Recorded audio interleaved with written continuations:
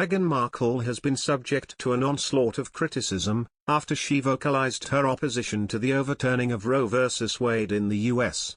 The Duchess of Sussex hinted that she would travel to Washington, D.C. to protest against the decision. Republicans have slammed her for attempting to insert drama into American politics, after she spoke to activist Gloria Steinem, urging U.S. citizens to vote in the November midterms. Republican Lisa McLean, Army, said, "This is just another attempt from the ex-royals to insert their British drama in American politics. I don't think anyone on this side of the pond cares for Meghan Markle's opinion on killing babies. However, I think her running for president would be a great episode for the Crown."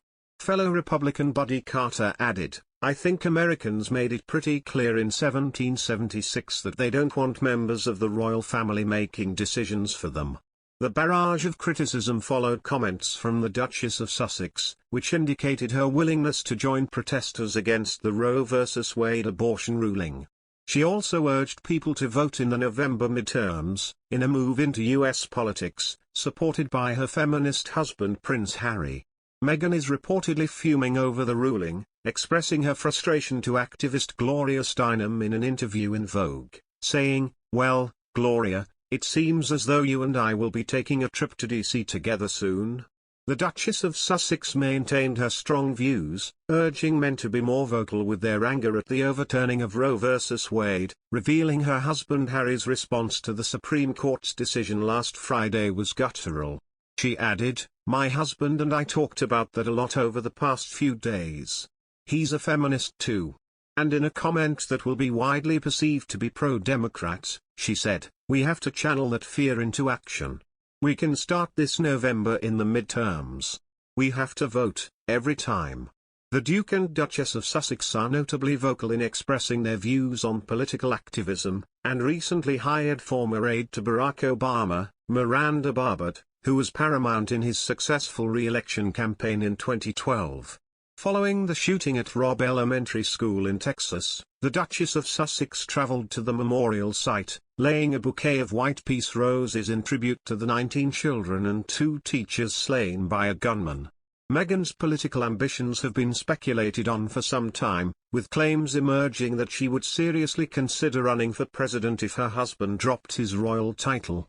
Meghan and Harry are no strangers to political activism and recently hired Miranda Barbot, a former aide to former President Barack Obama who was central to his successful re-election campaign in 2012.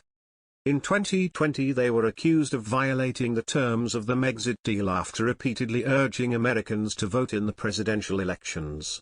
Their words were widely seen as anti-Donald Trump, including by the president himself, as his supporters believed the couple were trying to mobilize postal voters, one of the key groups that swept Mr. Trump out of power and won the election for Joe Biden. Mr. Trump even promised to campaign for the White House in 2024 if Meghan was joining the race. Last month Meghan also chartered a private jet to travel the 1,400 miles to Texas, where she laid a bouquet of white peace roses at a memorial to the 19 children and 2 teachers slain at Robb Elementary School, but has not spoken publicly about gun control. And she has recently lobbied senators on improving rights to parental leave. And 2 years ago a friend of the Duchess told Vanity Fair magazine that one of the reasons she did not give up her American citizenship when she married into the royal family was to allow her to keep open the option of entering politics. If she made it to the White House, Meghan would be the first female U.S. president, succeeding where Hillary Clinton narrowly failed 4 years ago, and the second non-white occupant of the Oval Office after Barack Obama.